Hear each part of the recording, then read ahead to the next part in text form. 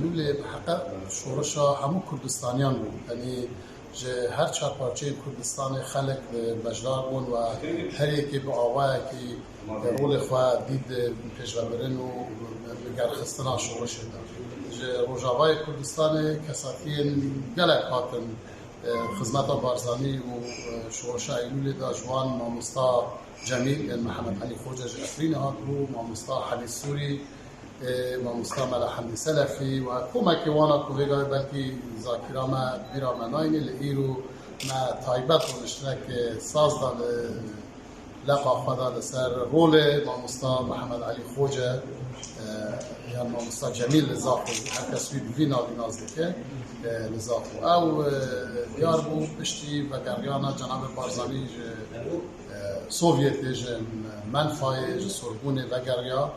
و بغدا سر اولی بجی پاشی که هات نزاخ و وقتی شورش دست بکر هاتن کار ریک خستن نزاخ و دست بکر و تیار کردن و سمینار و آماده کاری شعبی بلا بجن تعبیه و شورشوی دست بکر و دمکی لبیدری بو نشکا و هما وندا بو ادی چه زانیاری لسروی و مالباطاوی من نبون، یعنی ملت ما هست واجر اضافت زانه مامستا جمیل هبوی البیدری و کمک او خلق ایرو به سمیناره ده حاضر بون اوین دان عمل هر یکی بیرهاتنه که خواه اگر مامستا جمیل بحث کرن هبون دوگوت مامستا جمیل مالا ممایه هبون دوگو از گلوی من سفر کریاد شما هبون دوگوتیوی واجب دایا من که از بچن واجبه که برای ببین بگمان شورشا ایلولا مزندا و ده آزادیا ایرویا کردستانش دا کدو امک و خبات و وسطیانا همو تکوشرین کردستان جهر پارچه کردستان تیدا هیه صلاح و رزق و گیان پاک همو شهیدین کردستان سروری وان بارزانی نمر صلاح و گیان مامستا محمد علی خوجه و همو او تکوشرین کوش بن خط هاتن و تبلی خبات تکوشرین بولده امامات نفير لقى حشتة خاطيل زاخو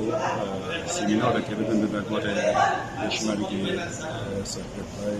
شهيد محمد علي خوجة شستو یک سالن هاتیش بیر کردن کسی بحثایی نکریه جالته و هو انسان قهرمان یعنی شینا قهرمانی وی دیاره نوخلقی زاخو دا بحثایی دیگه لمقابل شوایی که خواهش دامزراندن اینا پارتیا دموکراتی کردن سوریه بود یکم بود مالاوی دا با دامزراندن پارتی گلک انسان که پرور بود به درجه یعنی شونا خواتاوی دیاره لزافو لمقابل حتی ها کسی نه بحثاوی کردیه نه بیرانی ناوی چی کردیه نه وقت هاتیش بیر کردن مگوان به انسانی به بیر هونه پشتی 61 ساله یعنی خواتاوی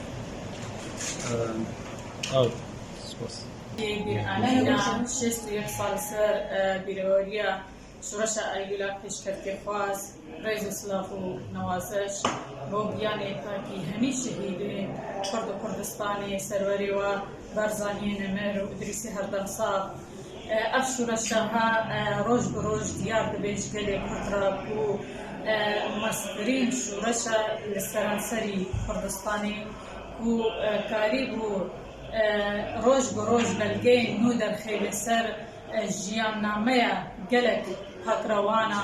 گلک خباتکار و شورشگیرین بنا بودن بمینا مامستا جمیل و یک بو نمونه شورش ایلولا پیشکفتی خواز را اوی مرخاصی بیل هندی خواستیا یعنی جی کاریا و بنابودن ببيت خلال دي مسيرة خويا نضالي دا وقالك خباتي بكي نابرافين بيش مرقادا وكاريبو دوي سار دميدا بنصاب بيش مرقيل وبقري لدبر زاخو جي ببي ميناك جبو بنبو هيلانا شورش جيرا لو راجي جارك دي سلاح ورئيس نوازش بنابي پارتیا ما پارتی دموکراتی کردستانی سوریه ری کریستینا زاخو ام جانبان شهیدا دشینن بيجي كردستان.